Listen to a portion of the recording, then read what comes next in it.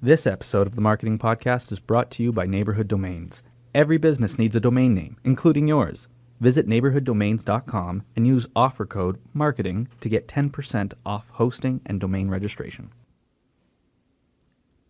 On this episode, Maserati shifts their advertising. Could Ryan Reynolds be an advertising genius? 6-second advertising brilliance? National Bank at the Rogers Cup? And out-of-home advertising stats.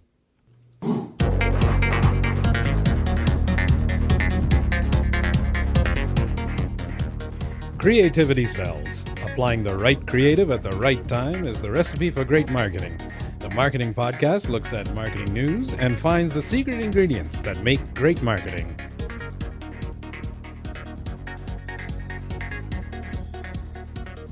Hi, welcome to the Marketing Podcast. I'm Brendan Quigley. I'm Heather Watson. How you doing today, Brendan? Very good. I'm hungry. Yeah? Should I make an order for dinner at the McDonald's nearby? Get the mobile app. Will they deliver? Maybe we can just skip the dishes right into our recording booth. Hey, that's right. Give that a try. I don't know. My stomach's grumbling, so hopefully it doesn't. I don't know. The ongoing jokes that McDonald's takes forever. Yeah. It's the slowest fast food you could ever. Yeah. It may come by the time we're done recording this episode. Yeah. Maybe. We're talking about advertising today. I'm pretty excited about it. Don't we talk about advertising every day? Well, maybe. No. This one's like actually advertising. Right. Like, right. You know, people purchase ads. And the first one is Maserati. Have you checked out a Maserati lately? No. Who drives Maseratis? No, like I'm actually asking you. Like, An if you entrepreneur. Did you read the article already? No. Is that what it is? Well, no. But like, if you said somebody's driving a Maserati, I would like envision. You know who I envision? Somebody, go ahead. Those people on Facebook who are like, you should buy my ebook and you will learn how to make lots of money like me. And then they get into a fancy car and drive away. Oh, I guess. Yeah. Or like a real estate agent who's got like the tips to make millions in real estate. Yes. But like legitimate people who would drive a Maserati to me are people who are like 55 years old with buckets of money. Sure. Yeah. That are going through a life crisis or something. A midlife crisis. A midlife crisis, a second midlife crisis. Well, Maserati has been changing their approach to advertising, and they're looking at a new audience strategy. And I found this on Strategy, which is a Canadian online marketing magazine, which we'll link to in the show notes at themarketingpodcast.ca. So basically, they have done an Instagram TV long form video, and they are looking to drive, now get this, product awareness, not brand awareness, but product awareness among younger buyers. And the company is trying to target what I would say to be more of that lifestyle entrepreneur. Buy my ebook and you can make lots of money like me. Yeah, I wouldn't go. I'm just teasing. Yeah, I wouldn't quite go there. I'm just looking for exactly how they pinned their persona of people that they're trying to attract. But the neat thing about this is, you know, it's an international brand. And they're basically, one of their episodes is called The Grand Tourists. And it's a content series which is focusing on international travel. And the funny thing is, they're on this global trip across Ontario, and they're stopping in places that share a name with famous international destinations. So they're in Toronto's Little Italy. They're in Delhi, Ontario. And they're stopping in Paris and Scotland and Moscow, which are also Ontario destinations. And in a modern take on the car company's grand touring tradition, the influencers play a role of tourists documenting their travels in a Levante S, which is one of its most recent SUV models. So I see what they're trying to do. They're trying to be like, look at our luxury car brand, but it's reachable. Yeah. As in, we are just going across Ontario. Yeah. You know, now I also picture the other side of the conversation, which is like, I need $1 million to fly a car around the world. You get 200,000. Yeah. Okay, we'll do Ontario instead. Yeah. You know? Yeah. But I think the goal here, and I'm reading through the article, is like they want to make sure that their brand is reachable. Yeah. So instead of doing across the world thing, they made it places you could actually They're go. not just an exotic car builder is the Yeah. line that's coming out of one of their executives. So but they're making it that reachable piece. And it's IGTV, right? So it's Yeah. the portrait video. Yeah. Now Which- this is kind of yeah, for sure. This is kind of interesting too. As a car company, they're super niche. They only sold 1,236 vehicles in Canada last year. Like they are not a big Canadian That's less than car Tesla. right? And as a result, they have a comparatively small marketing budget, but they've always used digital marketing as part of their main piece. So it's interesting that they're trying to stretch those dollars by using digital marketing. And I just thought it was kind of a neat little demonstration that, here's this old brand that's, very exotic feeling, and they're going after a younger audience and making it more local. So it's a bit of a shift in who they think their target audience is, or who they feel their target audience should be, going after that younger buyer who is appeal, as opposed to the wealthier middle-aged customers is what they've called them before. So that's Maserati. Let's talk about Ryan Reynolds.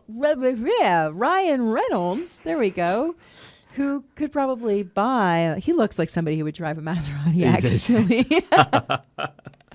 I feel like I bet you. Can we email him and ask him what he drives? Well, so that's the thing, right? So this is an article out of Inc.com, and its title is Ryan Reynolds just shared his email address, and the out-of-office reply he set up is brilliant. And so, totally a marketing ploy. This is 100% marketing ploy, and I think it's hilarious because, is it just me, or is he not one of the most popular actors right now? Sure. I think Deadpool 2 really pushed him into, and the fact that the character Deadpool and the person who is Ryan Reynolds seems to have a lot of overlap. Right. People really like it. His sense of humor is Deadpool's humor. Yeah. And so people are seeing the comparison. So I feel like he's in terms of influencers, one of the big influencers. Right. If you weren't, I was going to say, if you weren't following, he bought Aviation Gin. Right. He bought the company kind of deal. Right. So he also, he gave out his email address. He didn't just flip it out on Twitter or anything weird like that. He was on The Tonight Show. Yeah. On The Tonight Show. And I don't even know the context in which he would have said, oh yeah, sure, hit me up. My email is Ryan at aviation, whatever it is, aviationgin.com. Yeah.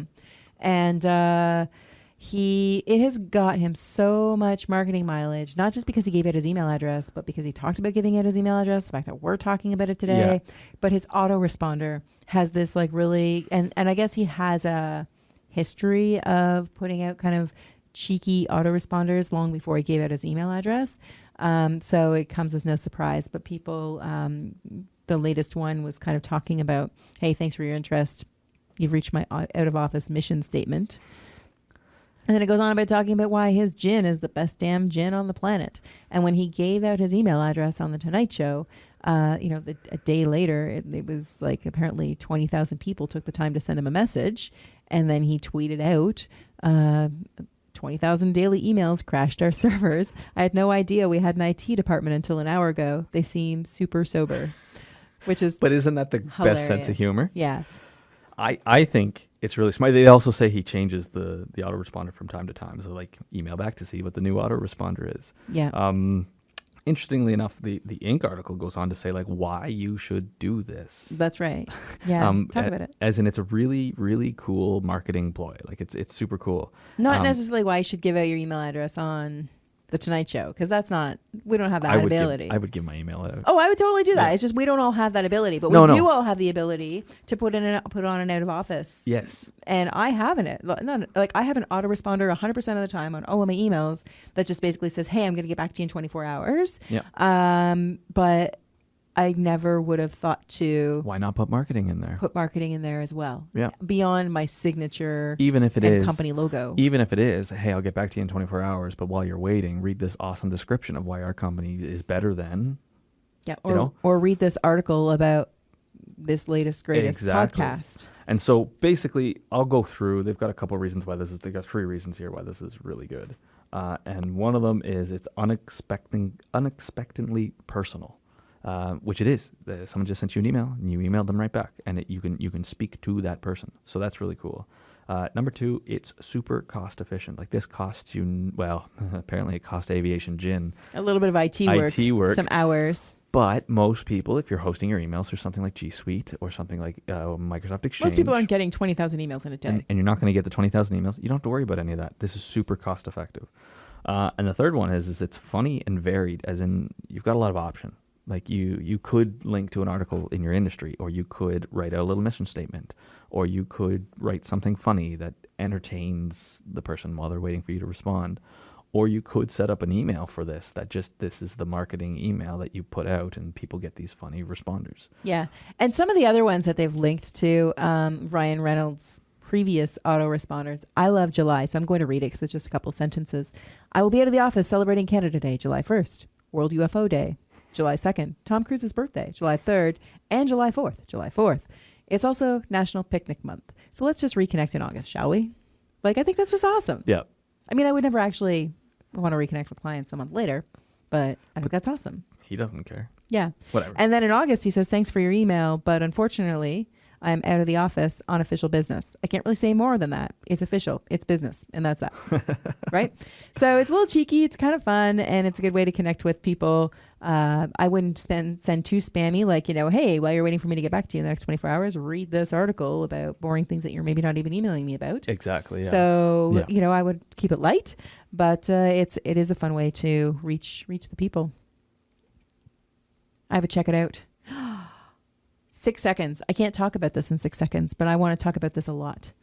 I can't even say it. There's a brand of mustard, Maille. They've been making mustard forever. I'm so familiar with their jars, but I've never been able to say it. Is it Maille? Mally? I don't know. Meow? Whenever I see a word I can't Meow. pronounce, I start to try to pronounce it in Spanish. Oh, okay. And it doesn't work. This one doesn't work. I think it's French. I think it's French. Yeah. Hence the voila in their ad. There you go. But they're made by Unilever, so I can say that.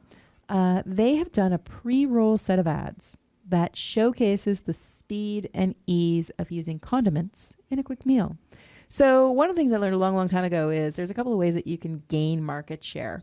One of those is to take it from your other customer or from your competition. So Pepsi versus Coke. Only so many people are going to drink Pepsi or Coke, and the only way you can earn market share is to steal it from your competitor. Another way of doing it is to create additional uses for your product or show people how to use your product so that people aren't used to, who aren't even customers. So now instead of 100 people you're marketing to, now you're marketing to 125 people because they just realized they can use Pepsi or Coke to clean their shoes with, or that they can make a sandwich in 6 seconds. So Unilever has come up with this these ads, and it's like a 6-second roast beef sandwich, a 6-second vegan sandwich, a 6-second eggs and microgreens sandwich, a 6-second breakfast sandwich, avocado and turkey, apple and brie. And these are little pre-rolls that are running. This is the best part right here. I just can't find it. They are, where'd it go? The ads were targeted to appear before more complicated recipe videos involving the same ingredients to help further drive that message. Bam. Or there boom, it is. Or whatever you need. That's awesome. Boom. Yeah. Boom. So roast beef sandwich, I think of those like the tasty videos that everybody shares on Facebook. And all of a sudden it's got a pre-roll of a 6-second roast beef sandwich with a little bit of mustard on it that tastes amazing. Yeah. It's cheeky, it's attention getting. People are already looking for those ingredients. They're looking for something to do with that. And they've just watched it in 6 seconds instead of 30 seconds. Is this not just like, targeting gone wild? I think so. Yeah. I think so, completely. So I think that's really cool. And it is using, those ingredients that people already have on hand. And I just think it's a cool set of ads. And they're super clean. They're like really classy looking ads. They look nice. And it's like that French branding that the Canadian company has, which is also funny. But yeah. The next thing I want to check out, National Bank at the Rogers Cup, which just happened a couple weeks ago, back in August.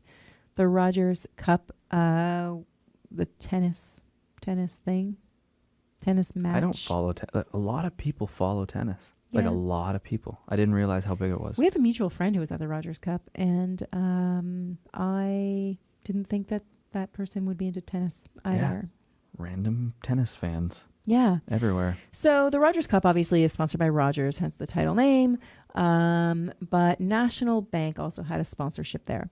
And this is important. We've talked about sports and event marketing and event sponsorship. And this is basically how they turned their sponsorship into an activation at the Rogers Cup. So they created this pop-up giving visitors the chance to register and receive a perfect pass with benefits including access to the National Bank Terrace. And participants could engage with interactive games aligning with the tennis theme and could test their motor skills through a game involving tennis balls. So it's basically like a little, pop-up shop that has, obviously National Bank branding all over it, but it's taking the free tickets and the free seat and the positioning that they already get and allowing customers to benefit from that.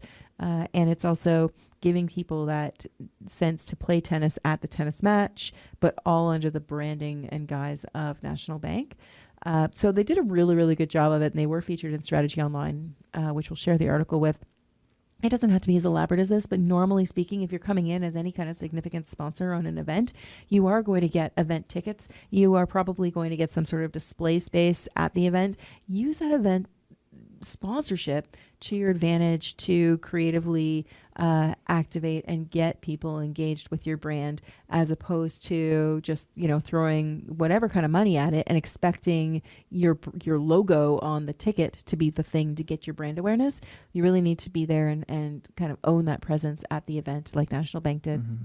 I would say too, don't be afraid to be creative. I think sometimes when it's high stakes, with this big sponsorship, it's there's a tendency to play it safe and do what everybody else is doing. But I think these little creative things do go a long way. Like it's the interactive game, and it doesn't have to be flashy or fancy. It's just, think about it that way. Think about what can be the creative spin we bring to our sponsorship. Yeah. And it's just that fun piece. And chances are everybody who's walked out of this National Bank pop-up at Rogers Cup has walked away with something that's cool, that's National Bank branded, and now they're wearing it or sharing it or hanging on to it at the event, because they're not going home right away. They're still wandering around, checking out the games. And then you get people like the crowds, the audiences, seeing all these people with the branding, and that leverages it. It's like, where did you get that thing? Oh, they got a pop-up, or they got a little spot down there. Go check it out. They're giving away free sunglasses, or whatever the case may be, right? So if you're going to invest, it's really important that you leverage that to get the biggest return on your investment. Finally, and this is kind of in the same vein, out-of-home advertising. A new study has found it can boost customer loyalty by 275%. How is that even possible? So this study was reported on by The Drum, and it's showing that brands that dedicate 15% or more of their media budgets to out-of-home advertising had a 24% increase in brand trust and a 106% increase in perception of brand quality, according to a new study, which I said was posted by The Drum. These investments also boosted customer loyalty by 275%. And was related to an effectiveness boost of 31% for online advertising. So it really kind of helps boost your online efforts. 80% for paid search and 56% for social media. And out-of-home advertising, we're just talking about like outside advertisements. Yeah. Like whether it's a billboard or whether it's bus shelters, on the ground. It's kind of as you're doing your daily grind out of home. This makes a lot of sense to me, right? Like if you see something on your phone, you're like, oh, it's on the phone. It's an advertisement, great. But then when it gets reinforced again in a different spot, in a different context, in a different location, it starts to hit home. I think that in general, there is a sense now that anybody and their brother can buy online advertising, because it's true. Mm-hmm. But it's a little bit more difficult to buy strategically placed out-of-home advertising. And for you to buy a billboard, which could cost $10,000, $25,000, $50,000 for a month, depending on the placement, maybe even more, much more, it's like, oh, okay, this isn't some sketchy offshore company that's going to scam my money. They actually have to be a real company and probably deal with a real marketing agency and probably, have investment in people who do these things for them. And it adds that credibility piece and reinforces whatever they're doing online. I think is where it comes from. Now, all out of home advertising, not all out of home advertising costs 10, 20, 30, 50 thousands of dollars to be able to run. You can do relatively inexpensive out of home advertising. But the more money that you're spending on it, it's probably giving people, your consumers, those trust signals that you're a real company that's doing things. Mm-hmm. Yeah. Mm-hmm. Yeah. That's it. Are we done already? I feel like this is the fastest show. It's just advertising. Aww. Advertising is great. If you want to learn more about the Marketing Podcast and what we do, check us out at themarketingpodcast.ca. Engage with us on social media. You may even see some out-of-home advertising. Can I buy a billboard outside of everybody's? Like, you look out there's a billboard Coming right out your to window. a transit shelter near you. Yeah. No. Well, every acorn tree is. Every oak tree is like a Acorn tree. Every oak tree is advertising There for you go. Acorn 30. So on behalf of the Marketing Podcast, I really want to thank you all for listening and tuning in and joining us. We are on the cusp of our 52nd episode. Mm-hmm. Is coming up next Mhm. week. And we are so blessed that you guys have been along, whether you've been along just recently or have been along with us since day one. Thank you so much for listening, and say hello and hit us up and tell other people about us. So for the Marketing Podcast, I'm Heather Watson. And I'm Brendan Quigley. Thanks for listening.